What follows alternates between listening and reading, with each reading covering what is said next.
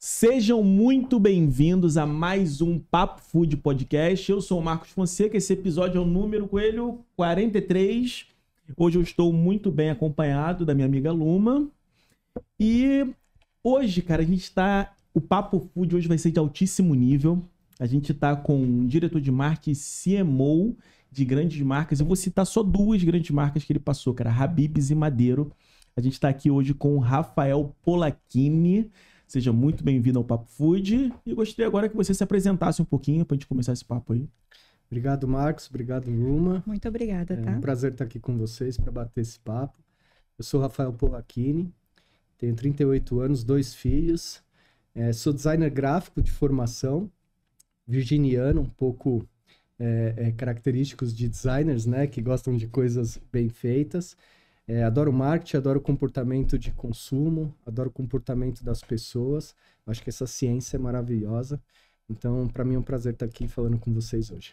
Obrigado. Eu queria te perguntar, assim, bem lá da raiz, que eu adoro conhecer as histórias das pessoas, né? Como vocês dois que trabalham com marketing, esse papo aqui tá bem interessante. Não, e assim, até eu falei com ele aqui na prévia aqui que a gente tem mais coisas em comum. Eu, por formação, sou designer. Tô próximo dos 38 anos, tenho 2 filhos e sou virginiano. Então, assim, não sei qual é o próximo passo aqui. Então, acho que para ser do marketing tem que estar nesse nível, né? Mas, olha assim, eu sei fazer comida e eu preciso vender, então eu preciso muito da ajuda de vocês, Sim. Tá? Mas, assim, por que você, principalmente o nosso convidado, por que foi parar na área de alimentos? Se foi por acaso ou você seguiu mesmo? E o Marcos também, depois conta essa história. Você já contou no seu podcast, não já? Um pouquinho já. Porque é um grande desafio, né? Acho que o marketing para alimentos, para restaurante, é bem específico. Não é qualquer pessoa formada em marketing que sabe fazer esse segmento. Né? O food service é um mercado complexo, diferente, dinâmico. Mas eu fui parar nesse segmento por acaso. Eu sou designer de formação, como eu comentei.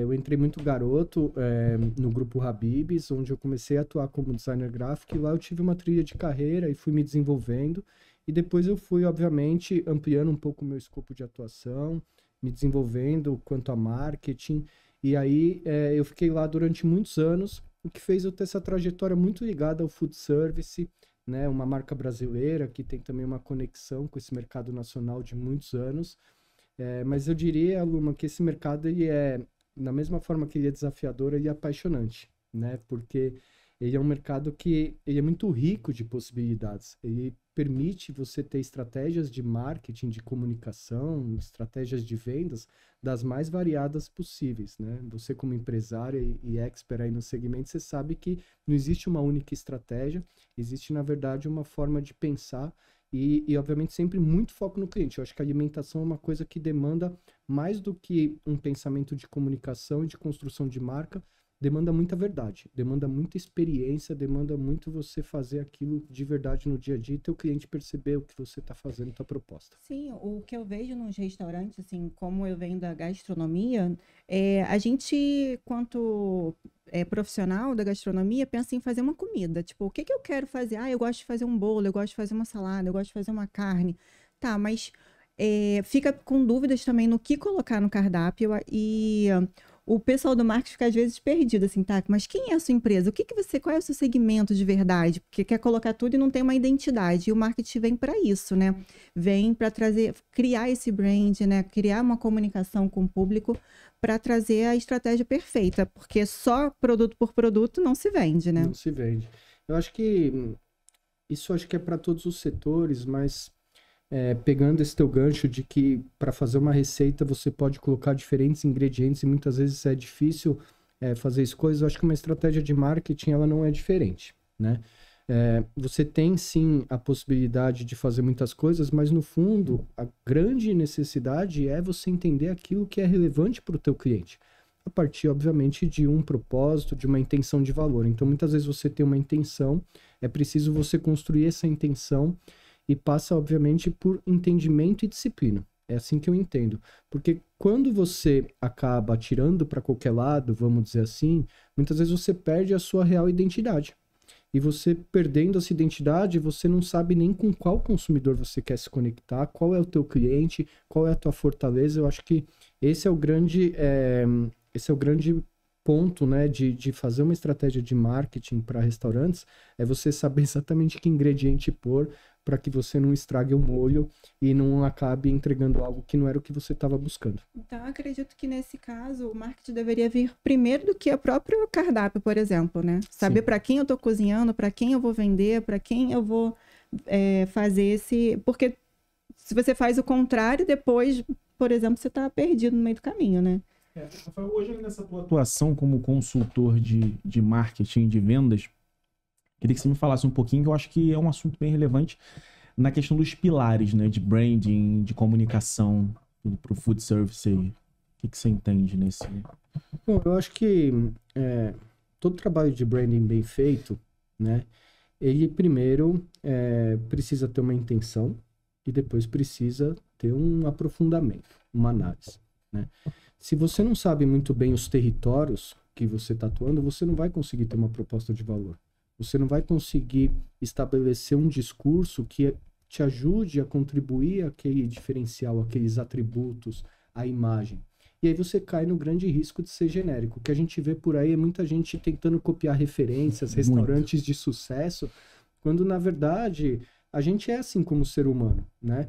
A gente tem um estilo, a gente tem um jeito de ser. Eu acho que toda marca também tem um estilo, um jeito de ser que precisa ser respeitado.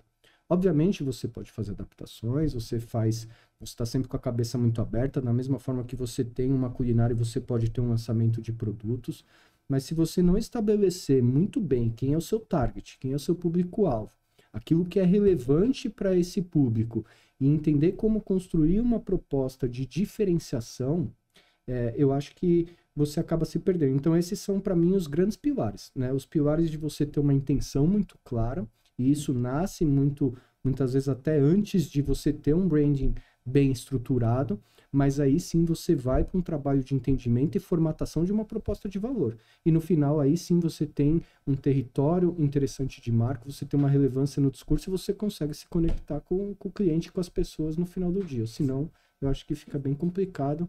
Então esses pilares para mim eles são inegociáveis, né? Não é sobre só o que a gente quer, é sobre como as pessoas esperam também a atuação daquela marca. Quando você fala que você hoje é consultor de grandes marcas, né? Então, assim, eu tenho a minha empresa e eu gostaria de contratar o seu serviço.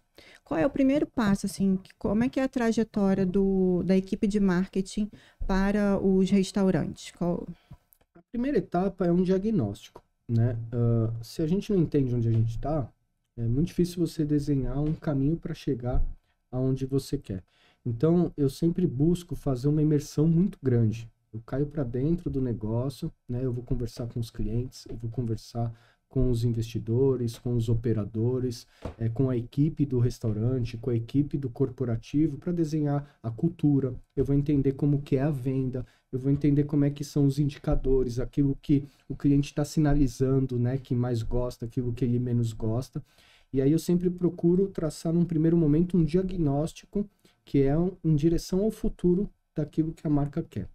Depois, numa segunda etapa, aí sim vem o desenho da estratégia. Então, entendendo muito bem onde a gente está e aonde a gente quer chegar, qual vai ser a estratégia que vai nos levar até lá. E aí passa, obviamente, por posicionamento de marca, por uma estratégia de comunicação, né, por um discurso e territórios de marca interessante, e tudo isso eu acho que tem que estar sempre muito conectado com também a tua estratégia de produtos, de preços, de cardápios, de lançamento, de calendário de marketing de uma forma geral, porque o que eu vejo por aí também é muita gente tendo um posicionamento que na verdade é um grande PowerPoint, um PDF que o cara carrega debaixo do braço, mas se parar para conversar com o cliente, ele não enxerga você dessa maneira. Não tá no DNA da marca, não isso. Tá no DNA. Recentemente eu vi até uma entrevista de uma CMO, de uma grande marca do food no Brasil hoje. E é muito maneiro, eu acho, que viver esse processo que a gente está vivendo hoje, né? Que acho que nunca se falou tanto em marketing, principalmente na parte do food service como um todo. E ela pontuou uma coisa que eu achei muito legal. Ela falou assim, cara, a gente veio de uma avalanche de trazer audiência a qualquer custo, né? Que é o que a gente está vendo muito nas redes sociais hoje. Só que as grandes marcas agora, não só as grandes, eu acho que uma galera também menor, tem procurado muito mais essa diferenciação de branding, né? Então, assim, eu acho que a a nova palavra que tem mais se falado no mercado, óbvio que no mercado de médio porte, pequeno e médio porte, que é essa diferenciação, essa construção de marca, né? Exatamente. Eu acho que isso passa por uma mudança na forma como a gente lida com as marcas e lida com a informação de uma maneira geral, né? Antigamente era propaganda de 30 segundos na televisão, anúncio de revista, rádio, e era Tinha um pacotinho, né? Era um discurso unilateral, né? Então a marca promovia um discurso, tinha consistência, frequência de mídia, KPIs de cobertura, de frequência, e uma estratégia de marketing e de alcance era muito feito dessa forma, né? Hoje em dia eu acho que passa por toda a transformação digital e de comportamento do consumidor, mas hoje as marcas elas estão num papel de troca com o consumidor, né? E principalmente nesse papel de troca é preciso você ter um discurso mais aberto. Então o marketing de influência ganha relevância não porque obviamente ele está no digital e é mais barato, porque nem sempre é. Ele ganha relevância porque você consegue traçar um diálogo mais próximo com o teu cliente. As pessoas se relacionam muito mais com pessoas do que com marcas. E esse discurso acaba sendo mais completo, mais abrangente e mais desafiador. E aí você falou agora sobre um relacionamento humanizado, né? Deixou de ser uma comunicação só de empresa para cliente, mas fazer com que o cliente também monte essa tua empresa, né? Se relacione, ele pode opinar, ele pode escolher que produto ele quer, como essa empresa vai se comunicar. A gente vai falar aqui sobre a Magalu e o avatar, né? Tem se usado muito o uso de avatar ou alguma coisa que remeta à pessoa, né? Como que tem surgido isso? Isso realmente vale a pena? Qual é a relevância sobre isso dentro do marketing? A grande maioria das pessoas não confia em propaganda. Isso está dito por várias pesquisas com consumidores. A propaganda foi perdendo relevância, né, ao longo do tempo. Então, nesse sentido, surgem uma série de técnicas e métodos e tentativas de você ter uma proximidade. E esses avatares, né, ou muitas vezes existem até alguns embaixadores de marca. Hoje é muito comum ver marcas de grande sucesso que nasceram a partir de grandes influenciadores, do poder da influência. Eu acho que tudo isso é uma tentativa de se aproximar, ter um discurso mais humanizado, um discurso menos pragmático, um discurso menos burocrático e de proximidade. Quando você consegue isso de forma genuína, seja através de uma intenção dessa de avatar, como a Magalu, acho que foi um grande sucesso, porque foi também pioneira nesse sentido, eu acho que você está se aproximando do seu objetivo de ter uma marca mais próxima do cliente. Eu acho que, no fundo, tudo isso passa por uma tentativa e por um objetivo de se aproximar das pessoas e ter um discurso mais próximo e mais verdadeiro de maneira geral. Acho que é isso que as pessoas esperam. Mesmo. Uhum. Eu acho que funciona, né? Para Magalu funcionou muito, né? A gente, obviamente, é sempre um ecossistema, e aí entra todo o papel da marca na vida das pessoas, porque eu acho que canais, plataformas e formatos de comunicação sempre acabam, de alguma maneira, endereçando o teu objetivo e tua estratégia, né? Então, mas é muito comum também você ver agora embaixadores de marca, né? O uso do marketing de influência para você tentar também, da mesma maneira que fizeram isso de maneira digital com avatares, você fazer isso de uma maneira real, até com credenciamento, muitas vezes, de um nome de impacto. Queria te perguntar uma coisa. Eu abri um restaurante e, por ser chefe, eu acabo me comunicando, né? E aí vem esse embaixador, mas eu tô muito ligada à marca. E como a gente pensa em franquear, em tudo, e fala assim, a Luma não é a Ruth, uma coisa é separada da outra. E que problema que isso pode causar, ou não tem nenhum problema, isso é muito bom para a marca, sabe? Tipo, relacionar a minha imagem com a minha empresa. Tudo é estágio de marca, né? E eu acho que isso tem uma série de vantagens, né? Então, eu te acompanho lá no seu Instagram e vejo que o teu discurso é bastante relevante, bastante proprietário. Só que vai trazer desafios para o crescimento. À medida que a marca crescer, que expandir, que criar uma independência, também vai ser necessário fazer uma transição de imagem, né? E muitas vezes isso pode criar um vazio, porque as pessoas têm na Luma a visão da Ruth, né? É natural que as pessoas associem a tua imagem à imagem do restaurante. E à medida que a tua imagem seja menos presente, muito provavelmente você vai ter que ter uma estratégia de conseguir preencher com o mesmo discurso de relevância, com a mesma proposta que você entrega lá nos seus conteúdos, de outras maneiras, né? Você pode fazer isso através de influenciadores e diversificando, mas sim você vai ter um desafio de não atrelar tão forte a imagem do restaurante à tua. Agora, não necessariamente isso vai trazer impacto negativo para o negócio. Eu acho que o que vai ser necessário para vocês e para tantos outros que estão numa situação como essa é de entender exatamente como vai fazer essa transição. O que vai preencher esse vazio? O que vai fazer o mesmo papel que eu, como embaixadora da marca, consigo comunicar, né? Então, poderia ser depois um avatar? Poderia ser um avatar, né? Eu, particularmente, tenho uma opinião de que as pessoas vão cada vez mais lidar de maneira natural com avatares, até pela situação da inteligência artificial que vem, mas eu acho que nada substitui, né, essa coisa que ela é muito mais de sensibilidade. Ela é uma coisa que você... Porque o seu papel na marca não é só de comunicadora, é também de ouvir, é também de entender, é também de poder captar. Se você conseguir transmitir tudo isso para um avatar, provavelmente você vai conseguir preencher um vácuo de comunicação que a embaixadora pode ter eventualmente deixado.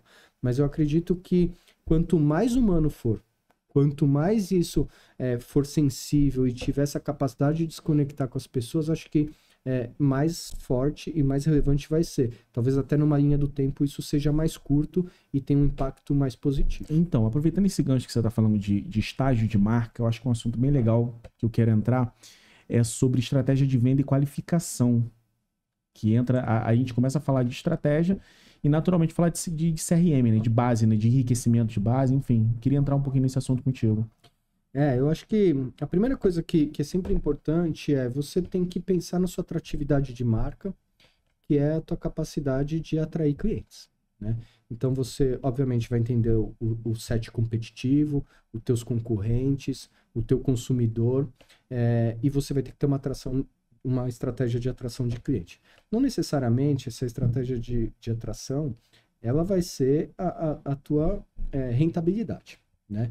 Porque muitas vezes passa por produtos iscas, passa por promoção, Sim. passa por você conquistar a primeira compra de um cliente, uma primeira visita. Então, nada impede, eu acho que é super importante você ter uma estratégia de atração de clientes que envolva atratividade perante aquele seu set competitivo.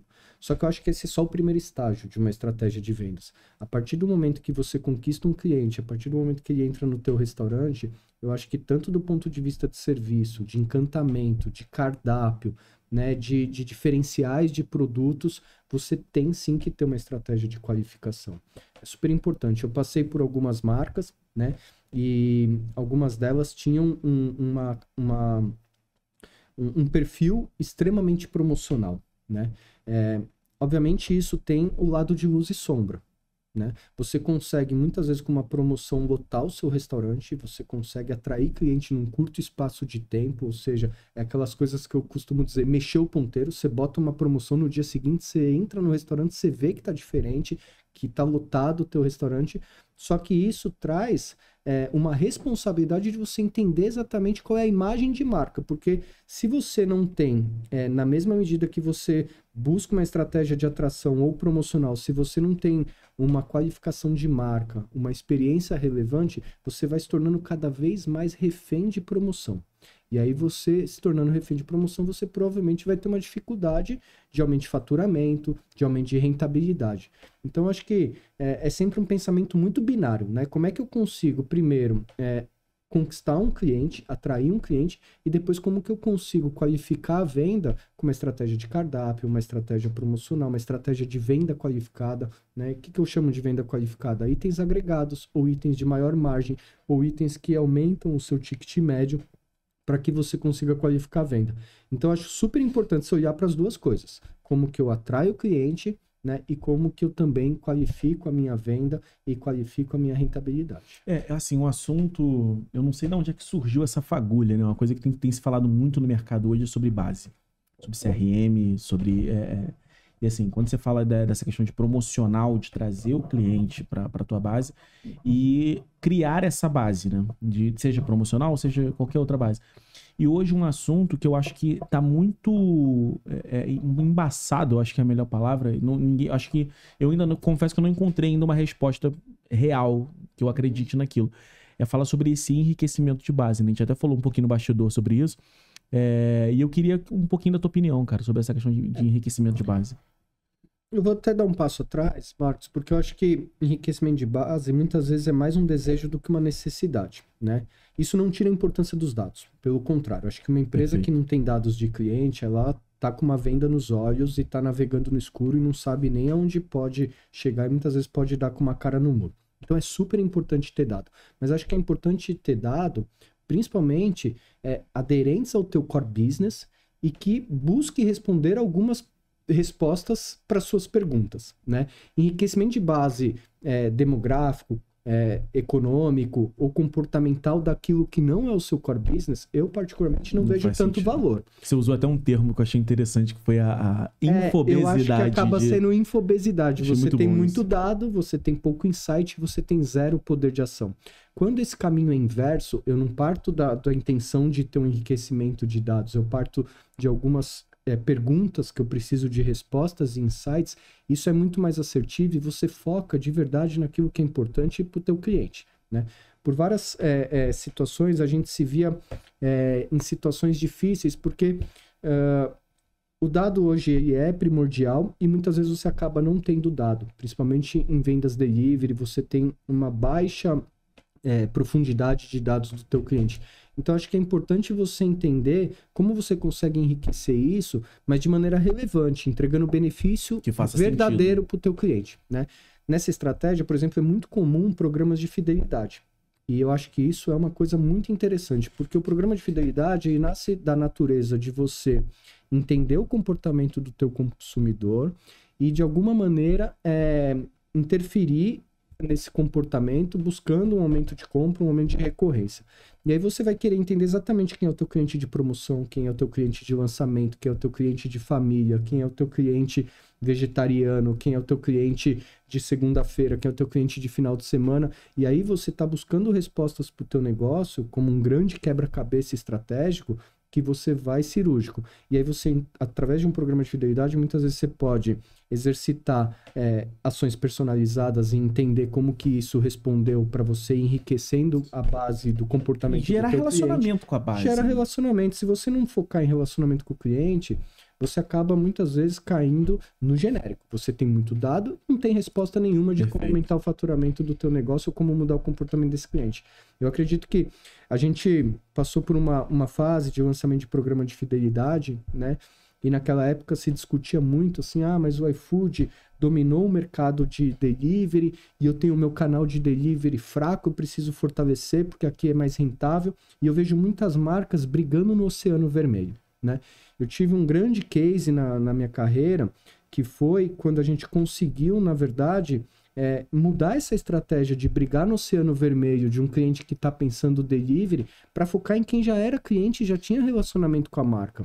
Era para esses caras que o programa de fidelidade existia. Não era para eu brigar com grandes marketplaces. O cliente iFood é cliente iFood, ele né, é cliente cara? iFood, ele vai entrar lá e não vai mudar a jornada de compra. Ele não ou ele sabe vai se ele comprar quer comer de ti, sushi ou se ele quer comer esfirra. ou se ele vai comer uma pizza, né? E ele não tem exatamente lá, é uma grande praça de alimentação. Eu costumo falar isso muito para as empresas que eu trabalho e que eu ajudo, que você tem que unir o melhor dos dois mundos. Perfeito. Né?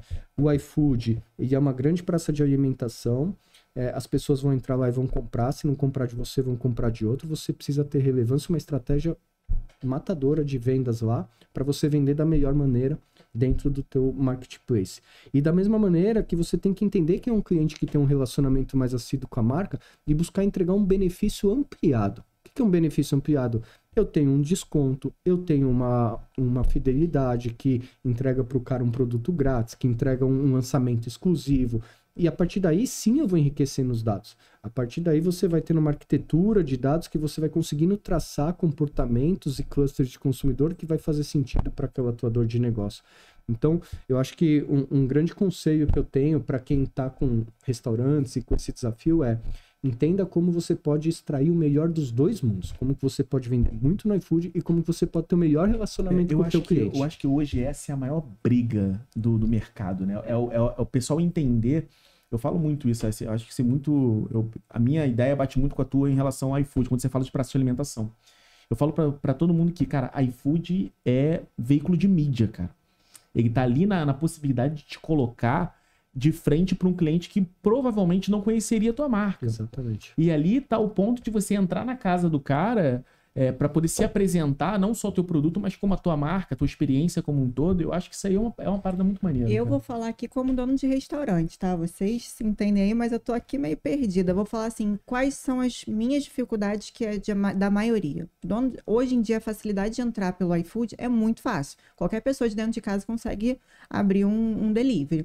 Mas a gente não tem os dados, que é isso que a gente estava falando. Como conseguir dados? E aí, assim, é como mesmo, tipo assim, qual é o site, como que a gente consegue esses dados? Porque eu não tenho, sinceramente, eu não tenho do meu restaurante. O cliente vai na minha loja, ele compra, ele paga, ele vai embora. Ou ele compra no iFood, que eu também não tenho dado. Então, assim, como conseguir isso com relação a donos de restaurante? E, então, você está falando de ter entrar no iFood e ter também um aplicativo próprio. Eu acho que para quem é exclusivamente delivery, esse desafio é um pouco maior, porque aí você precisa aproveitar aquela jornada de consumo que começou digital, obviamente vai ter a experiência na casa do restaurante, então você pode de alguma maneira tentar criar um relacionamento através de uma pesquisa de satisfação, através até do próprio chat no iFood, você interagindo com esse cliente, tentando entender como foi a experiência e tentando, de alguma forma, conhecê-lo um pouco melhor, né? Mas eu acho que sim, existem lá, dentro de todos os seus clientes, provavelmente aqueles que vieram via iFood e fizeram uma compra, e tem aqueles que vieram via iFood e fizeram diversas compras, né? Para essas pessoas, elas já têm um relacionamento com a tua marca mais fortalecido, de um interesse mais genuíno, de maior recorrência.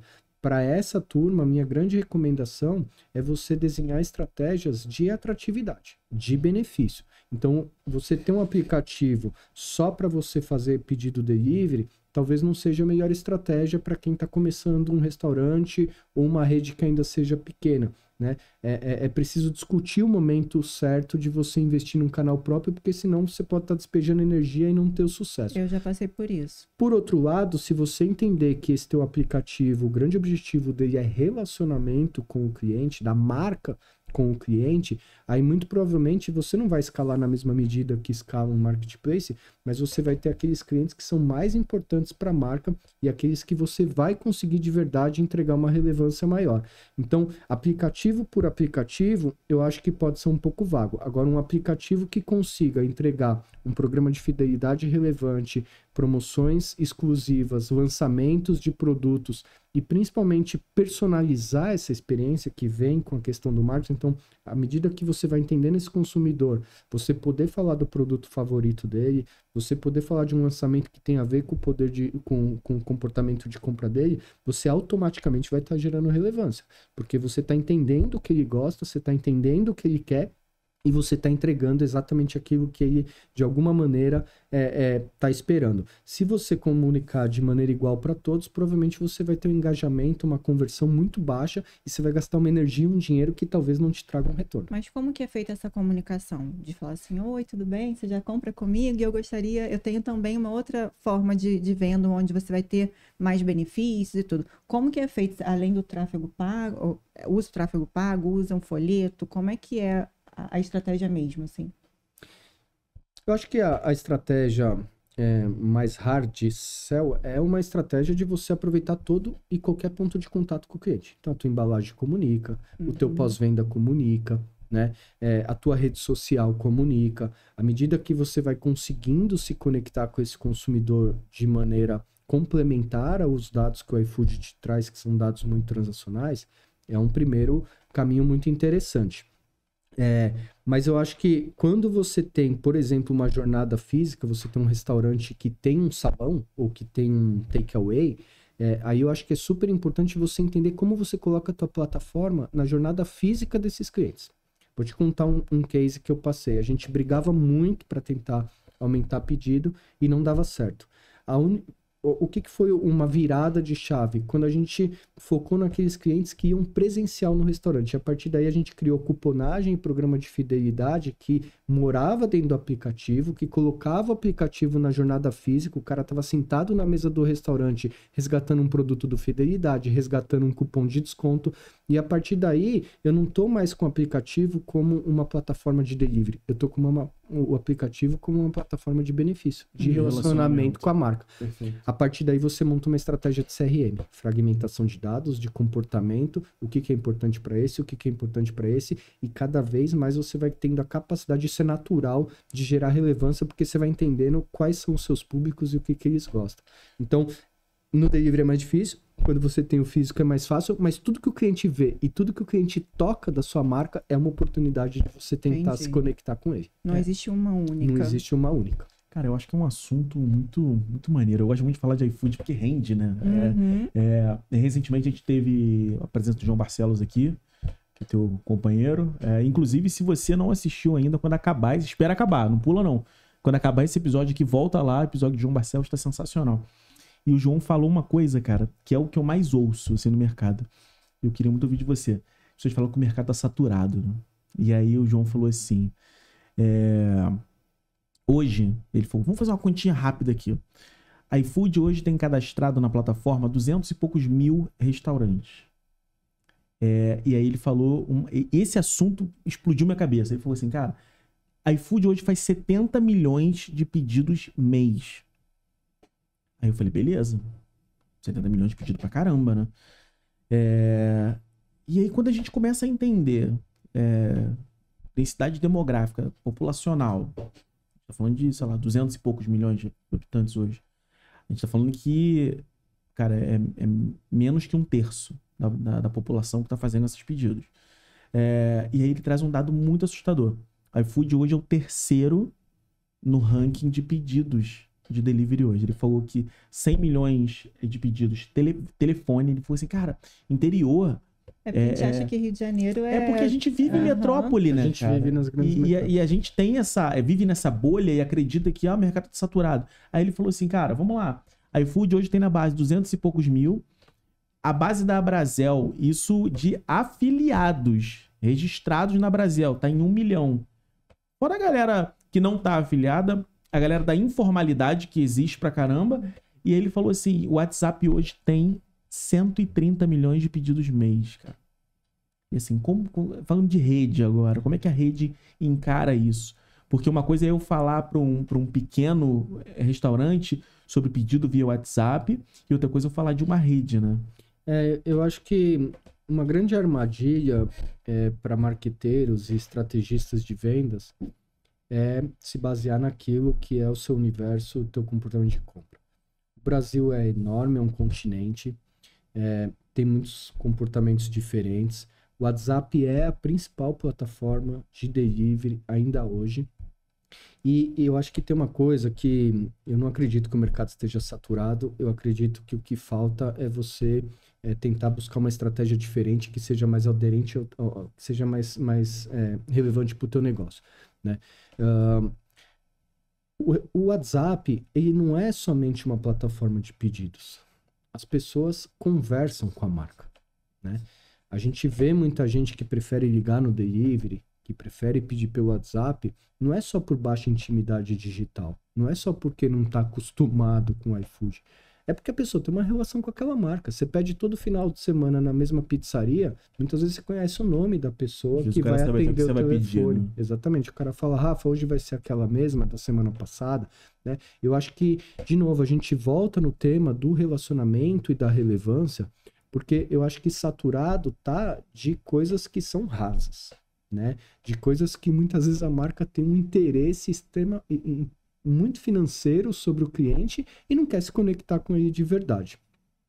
É possível fazer isso via plataformas digitais, né? Talvez menos pelo iFood, mais por canais próprios, mas numa grande rede existe sim a tendência de você tentar formatar canais e plataformas que sejam mais, digamos assim, mais profissionais, porque você tem uma dificuldade operacional. Como é que uma marca que faz 1.200.000 pedidos por mês vai atender os clientes via telefone? Você vai ter que ter um call center com 300 pessoas atendendo o telefone. Isso traz uma complexidade de custo, isso traz uma complexidade operacional. Essas marcas, quando vão para o WhatsApp, muitas vezes colocam o chatbot, que é uma jornada extremamente robotizada e engessada, e até de jornada de compra duvidosa. Assim, eu particularmente acho que é uma jornada de compra bem diferente de um aplicativo.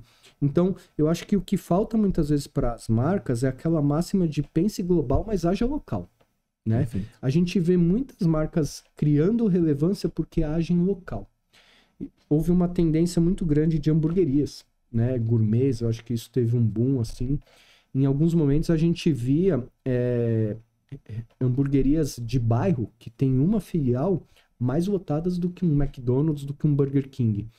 Obviamente pode ter um entendimento ali de produto, de qualidade, mas eu deposito esse sucesso a essas marcas muito mais a capacidade delas se conectar com a comunidade local. Cara, isso que você falou é muito maneiro. Eu assisti um comentário uma vez do Dom do Madeiro falando sobre esse buraco no mercado, né? Que ele falava sobre a galera falando de hamburgueria especificamente, por exemplo, quem atende o topo ali. Vamos falar de McDonald's, fast food, Bob's, BK. E aí tem a prateleira de baixo, que é a hamburgueriazinha de bairro, a carrocinha e tal. E ele falou dessa coluna do meio, né? Porque é uma coluna que eu também enxergo que muita gente ainda não entendeu dessa fatia, né? Porque ou o cara olha para uma grande rede fast food, ou ele compra... Mas e essa fatia do meio? Às vezes as marcas passam por dor de crescimento, né? O cara começa de uma forma e acaba crescendo e muda um pouco a forma de se comportar e de relacionar. Eu acho que o mercado de food service seria bastante, a gente falou disso no começo, seria bastante complexo e dinâmico, porque até algumas camadas que muitas vezes a gente tenta entender, como o fast food, o fast casual, que já é uma categoria que entrega uma experiência diferenciada, um produto, ou um casual dining, que já é um restaurante com baita ambiente, que já é uma ocasião especial. Tudo isso pegando o gancho do hambúrguer, eu acho que tem vários hambúrgueres para o mesmo cliente. Tem aquele hambúrguer da ocasião especial, tem aquele hambúrguer da vontade de comer um produto diferenciado que você encontra numa rede um pouco diferente. E, obviamente, a gente sabe da relevância dos fast foods, né? O Brasil é um dos países que mais tem relevância desse tipo de serviço. Eu acho que tudo passa, de novo, por você ter uma intenção, ser fiel à sua proposta de valor e você ter disciplina.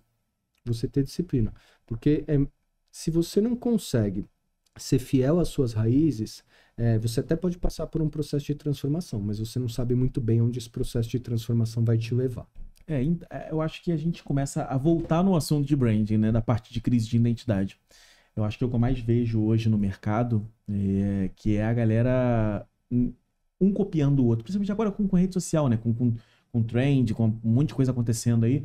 E assim, a galera, eu acho que tá vivendo muito essa crise de identidade, né, de não ter de fato um posicionamento, de não ter de fato uma maneira de se comunicar. A gente tem marcas, eu tô falando das marcas do topo, né, que se posicionam muito bem, mas ao mesmo tempo que se é falado muito de marketing hoje no Brasil, eu acho que muita gente não entendeu isso ainda, né, dessa crise de identidade.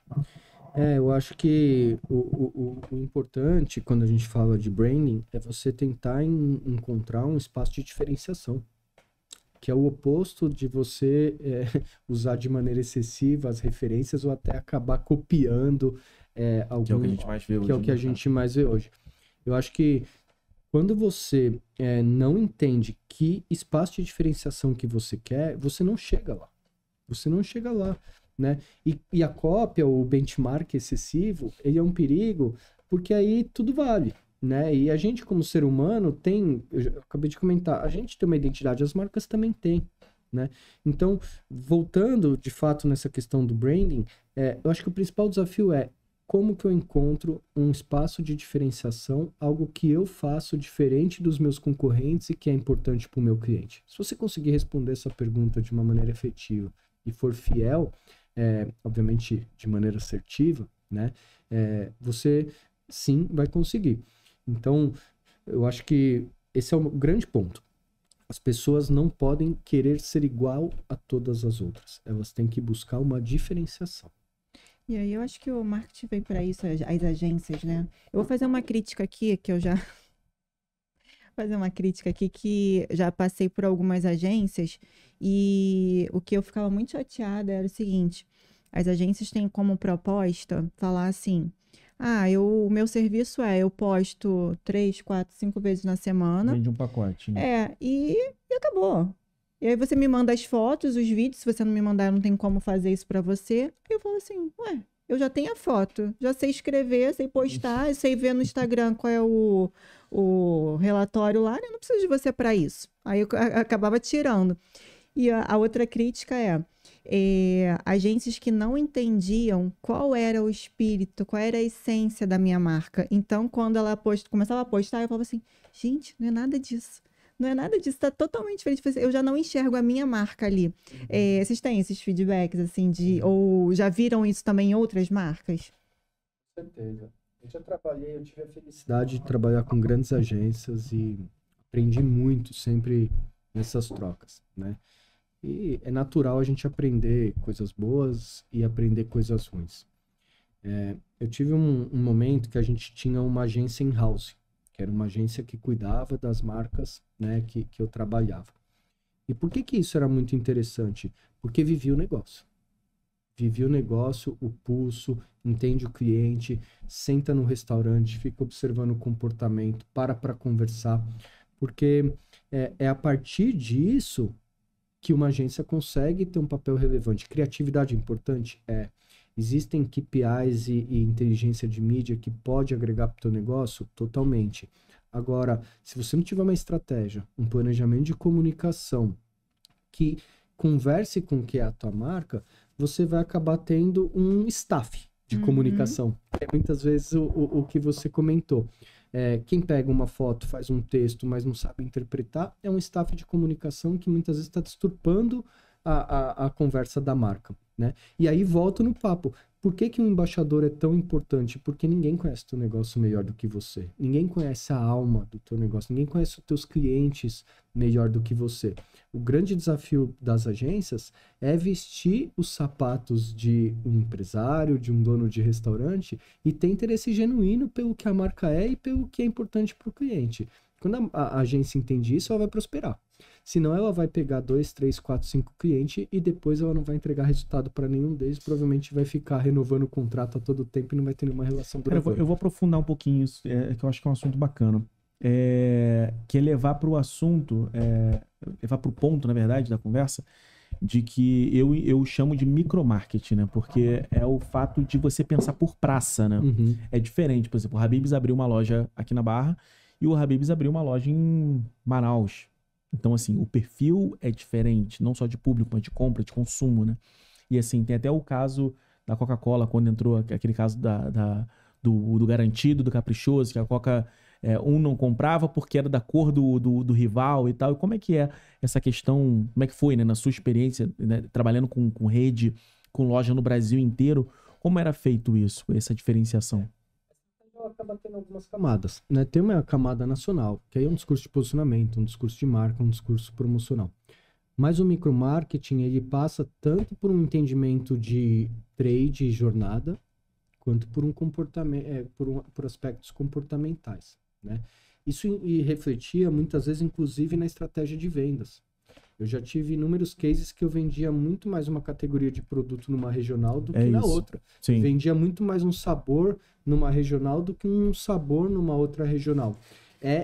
Você tem que ter muito dado e você tem que ter muito interesse por esses dados. Eu acho que as vendas acabam te comunicando, pesquisas acabam te comunicando e você precisa formatar, sim, estratégias regionais. Eu sempre tive em desenhos de times e em desenhos de estratégia o espaço para ações nacionais, grandes campanhas e o espaço do ponto de vista estratégico, de investimento, de atuação do time, de expectativa de construção de resultado em ações regionais, que passa pelo entendimento desde a gastronomia até o canal de comunicação mais relevante, né?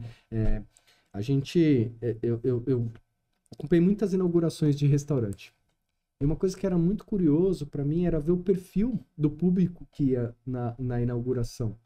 E à medida que eu ia nessas inaugurações, eu comecei a perceber que isso era tão importante, gerava tanto insight que eu provocava meu time também a acompanhar, não somente na inauguração, mas era um momento que a gente tinha um ritual importante de entendimento da unidade de negócio, mas eu ficava provocando muito minha equipe, principalmente de estratégia e de comunicação, a parar lá no restaurante, ficar observando o comportamento, olhar dados de vendas, entender qual que é a diferença dessa regional para essa.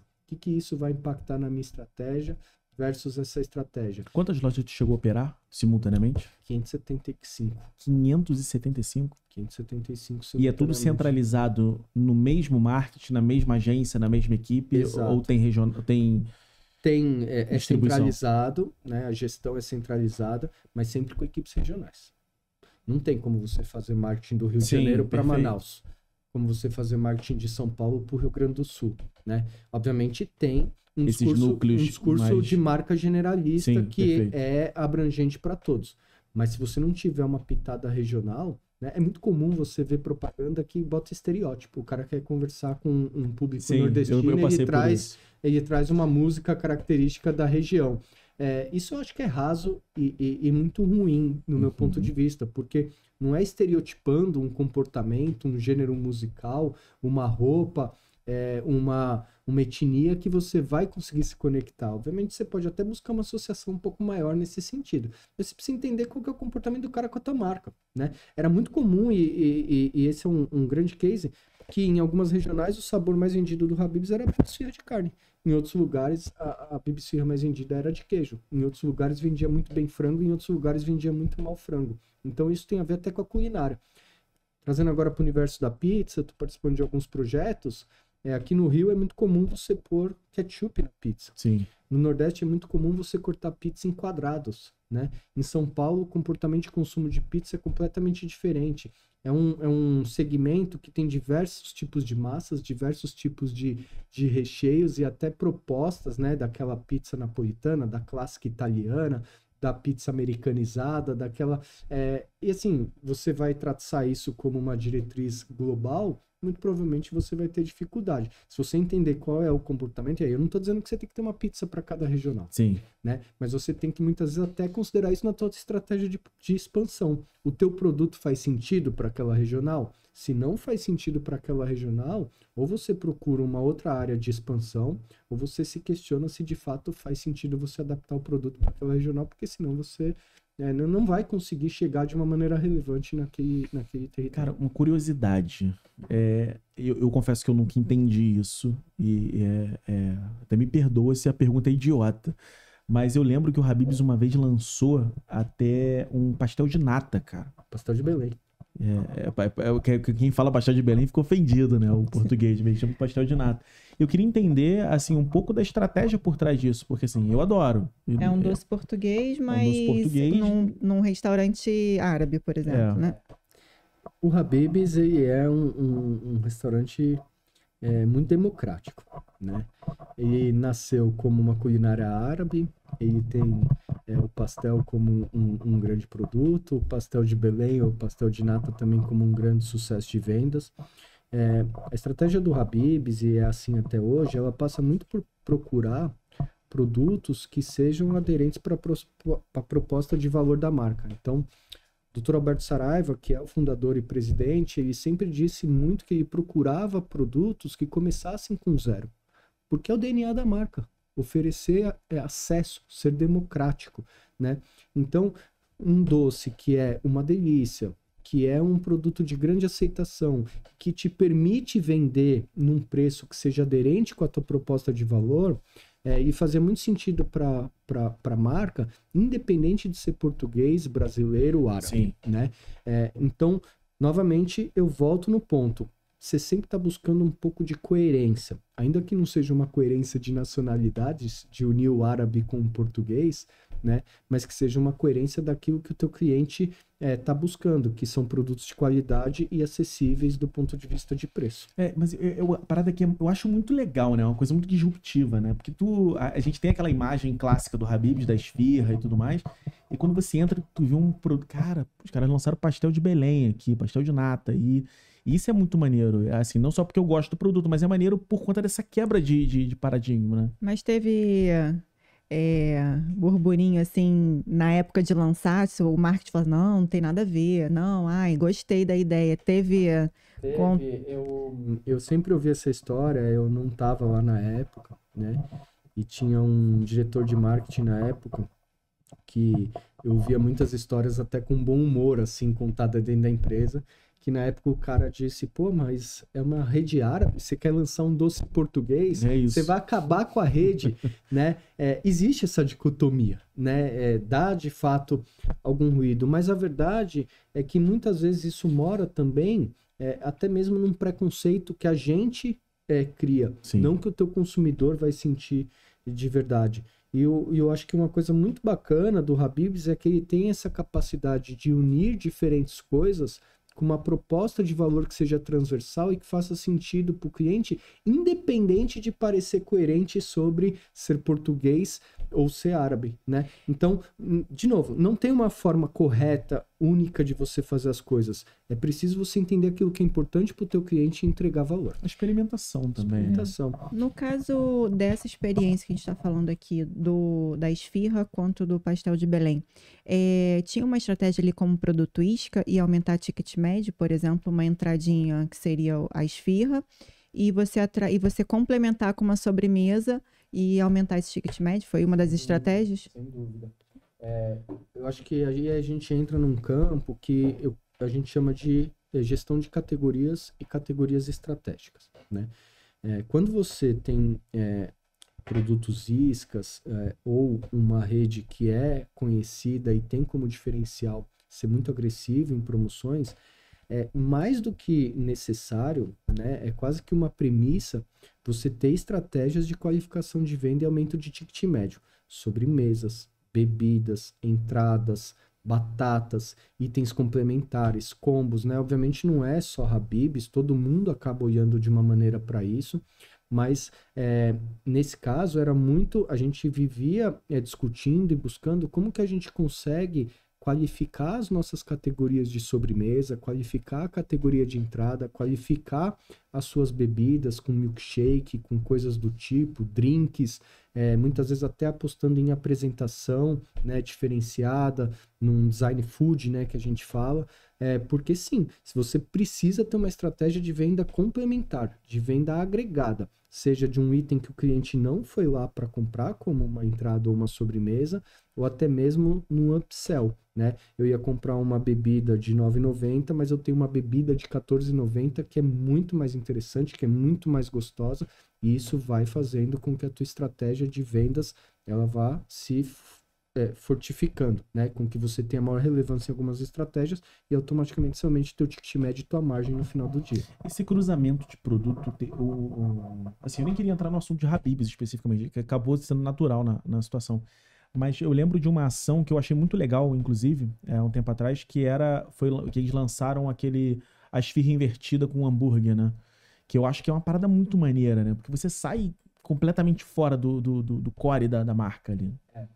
A gente entendeu na época, e eu acho que várias marcas têm esse entendimento, de que a trilha de inovação é também um jeito de você, a todo momento, trazer um novo motivo para o cliente te visitar. Perfeito. Né? E por outro lado, a gente também entendeu que os produtos mais irreverentes, aqueles mais diferentões, tinham uma capacidade de gerar audiência e interesse maior. A partir daí, o que era mais forte para a Habib's? Era esfirra, né? O que seria muito legal para o Habib's? Ter um hambúrguer proprietário. Então, o que eu posso dizer é que quando você tem um negócio, que você tem um produto que é muito característico, é um produto ícone e que ele permite, de alguma forma, criatividade e variações, pode ser um caminho muito produtivo, né? Você é uma rede que tem a característica de vender uma série de carnes, né? De diferentes tipos de carnes, cortes de carnes. Se você vai inovando dentro de carnes, é muito mais possível que você tenha sucesso com essa estratégia do que daqui a pouco você começa a focar em uma outra categoria, um outro aspecto de produto. Então, nessa linha, o que a gente buscava era como que a gente consegue ir cada vez mais a fundo daquilo que está dando certo, a fundo daquilo que o cliente está entendendo. Então, botar a esfirra invertida em cima do hambúrguer era um produto que atendia à diferenciação, atendia essa irreverência que gera conversa, mas que também se conectava com o produto carro-chefe da marca. Isso. A gente, o marketing, então, ele não está envolvido apenas num brand, ele está envolvido também no faturamento da empresa, né? O quanto que vocês, quanto inteligência no marketing, conseguem aumentar esse faturamento da empresa. E também falar sobre a jornada do cliente, com foco no cliente, não no produto, né? As marcas pensam muito no produto, mas esquecem na jornada do cliente.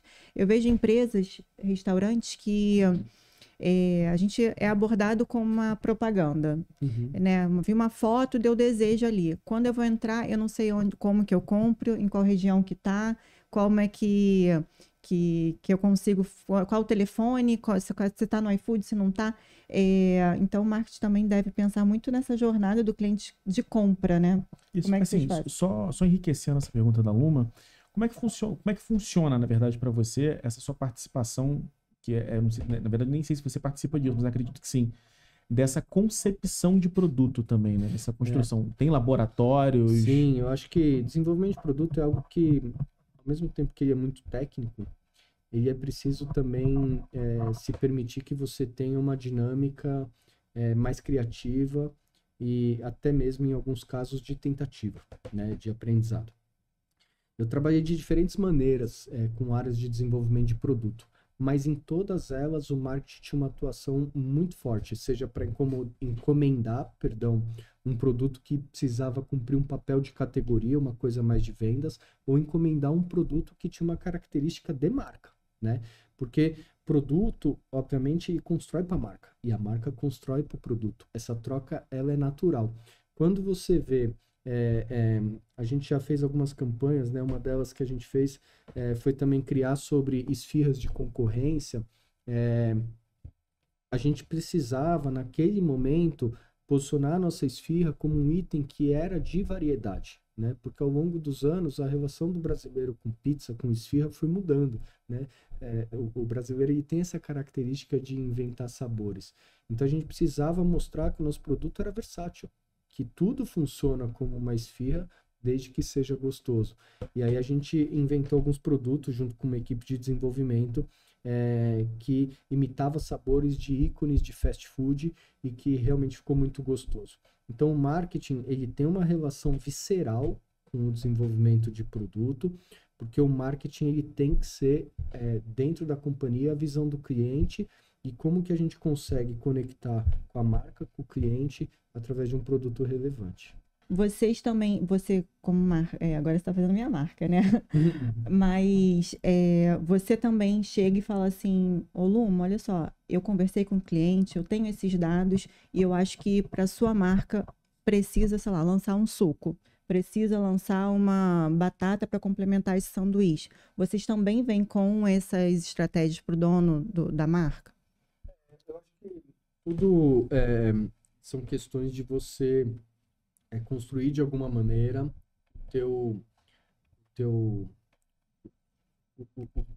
os teus satélites, né? A agência, ela pode ser um parceiro que ela vai de A a Z dentro do teu negócio, desde o entendimento do consumidor até um desenho de posicionamento, uma construção de comunicação e chegar eventualmente, não necessariamente nessa ordem, mas em sugestões de produto. Eu trabalhei com várias agências que sugeriram produtos que a gente implantou e que foi um sucesso, a partir de insights criativos, a partir de coisas que está acontecendo no contexto das pessoas, né? Mas eu acho que isso também é uma relação de amadurecimento. Eu também já tive relações com a agência que era briefing, campanha, prova, reprova, uma relação um pouco mais rasa. Só que o que eu acho que é importante independente se está na agência, se está no teu marketing, se está no fundador, se está no empresário, você não pode abreviar demais esse caminho. Você não pode cortar fatias dessa estratégia, porque aí sim você vai ficar, de alguma forma, falho em algum pedaço.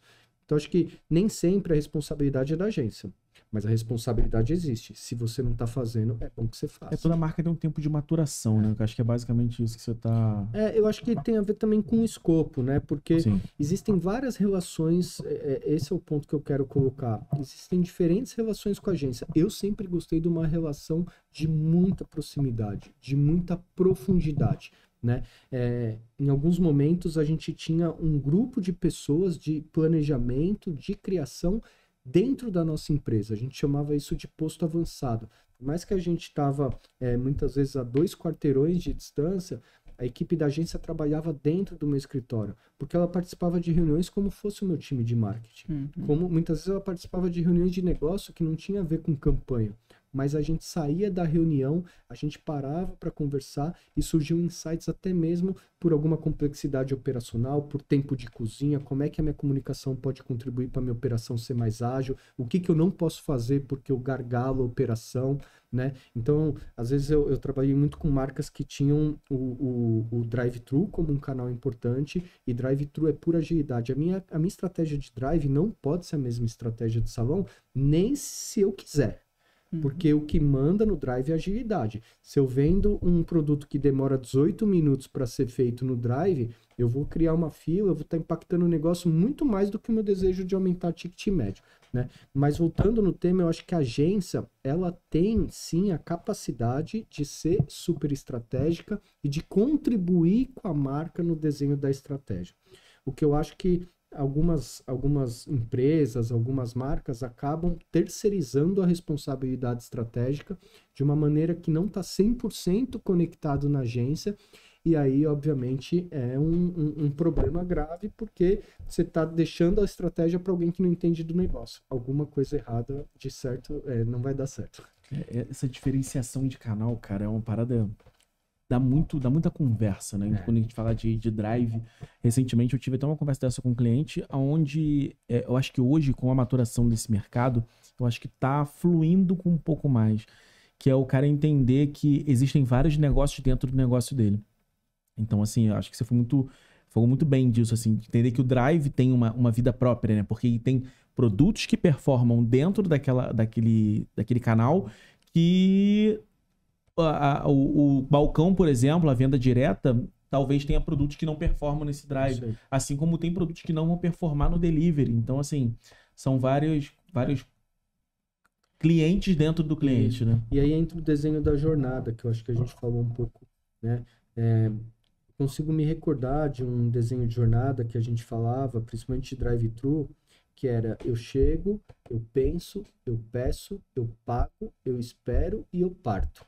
Essas são as fases da jornada do drive. Legal. Né? Então, eu penso de maneira rápida, eu peço de maneira rápida, e aí é uma fluidez operacional. No salão já não, né? O cliente está muitas vezes querendo um momento de descontração com a família. Ele quer o lazer, ele não quer só o produto. Ele não quer o lazer, ele não quer só o produto. E aí o pedido dele pode ser em várias, me dá uma entrada. Aí agora vamos pedir um prato principal. Quem vai querer sobremesa?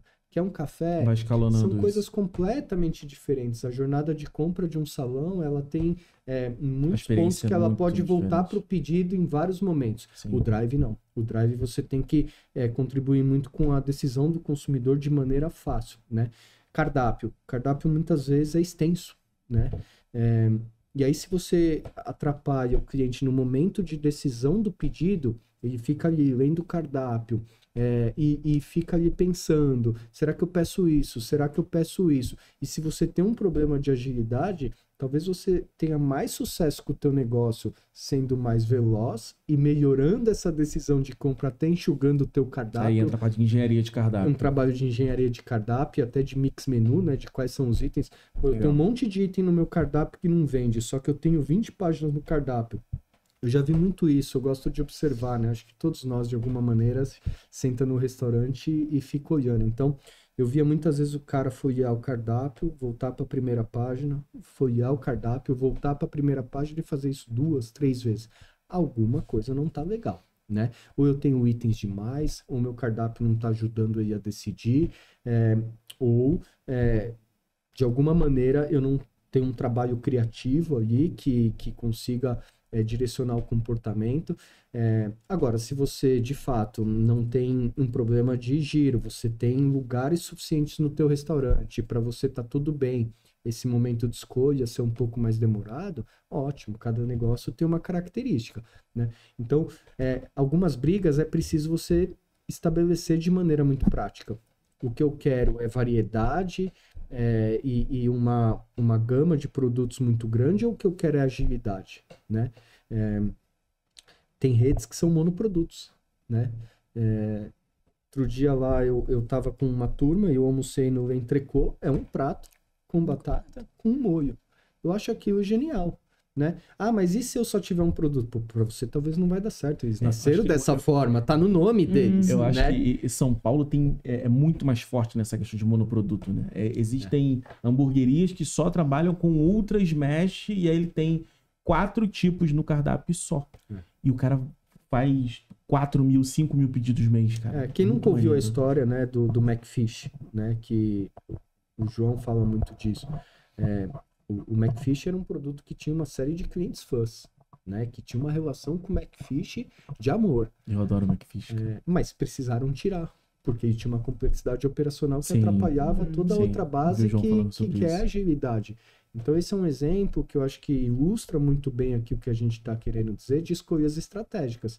Obviamente, se você puder ter as duas coisas, está tudo bem. Se uma coisa está atrapalhando a outra, em algum momento você precisa fazer uma escolha. Mas você fez falou uma coisa no meio da sua explicação que eu acho que é muito legal. Que eu lembrei de uma outra situação, que é a parte de você direcionar o cliente para determinada coisa. Uma vez eu tive uma conversa com o pessoal do marketing da Red Bull.